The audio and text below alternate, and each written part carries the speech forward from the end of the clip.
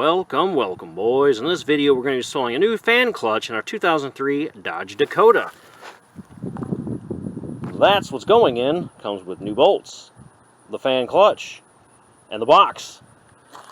Over here we have a disassembled Dakota. Don't worry, you don't actually have to take your bumper and all this fender and all this stuff off. This just happens to be off because my dad wrecked the truck, and I just did a sponsored review for the heater radiator that I just installed. And so now we're going to do the fan clutch. As you can see, it's very oxidated and probably seen better days. So there's a 36mm nut attached to the water pump.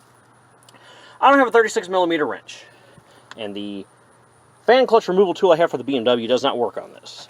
But you know what does? This gigantic crescent wrench. Pretty sure I got this from Harbor Freight.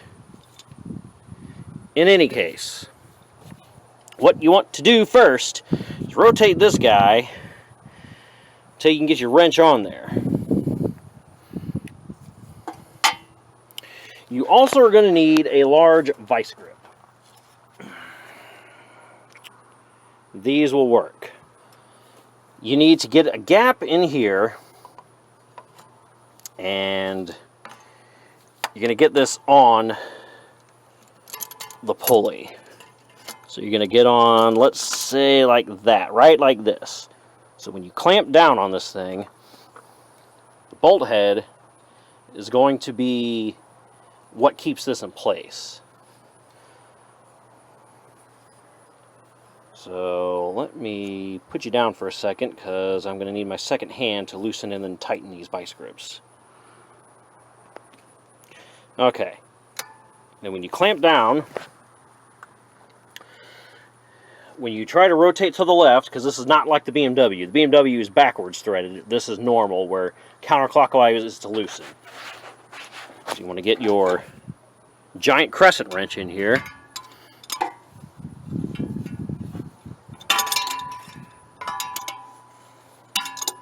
This thing open all the way? Ah, right there. That was the thing. There we go. Alright, so now that we're in here, that's going to stay still. You don't have to worry about it. So you can get your old hammer. With this hand, you're going to hold this with your left hand, like so, and give it the old rapidy tap tap. Alright, I think you're in frame. Maybe you can see, maybe you can't.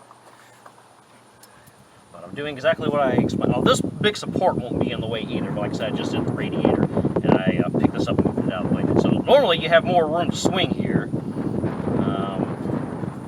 Me, not so much, but it's not going to be on tight. You're just going to have to make sure once you break it loose, this fan blade is going to come up and hit that. But once it's loose, it's fine. At that point, you can take your vice grips out and then just use the crescent wrench the rest of the way. So a couple little taps will loosen it. That now bumped into that.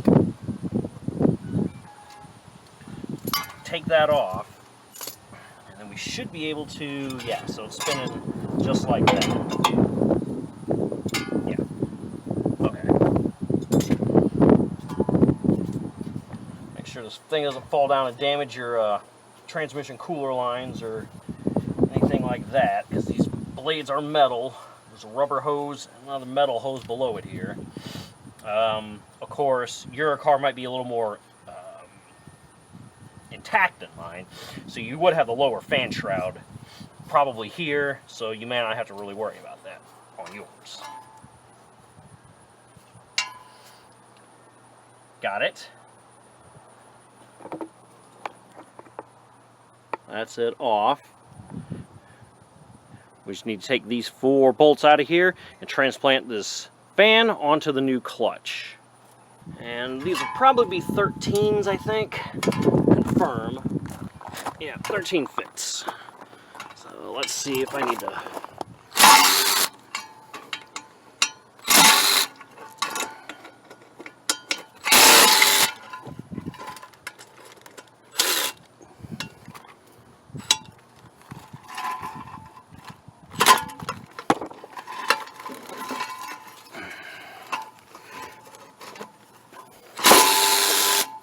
There we go. These are all going to come off now. clutch on there and then get it installed.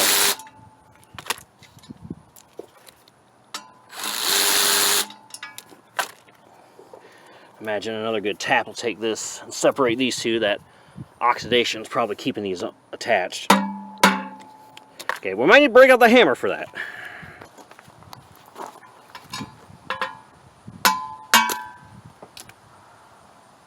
Very good.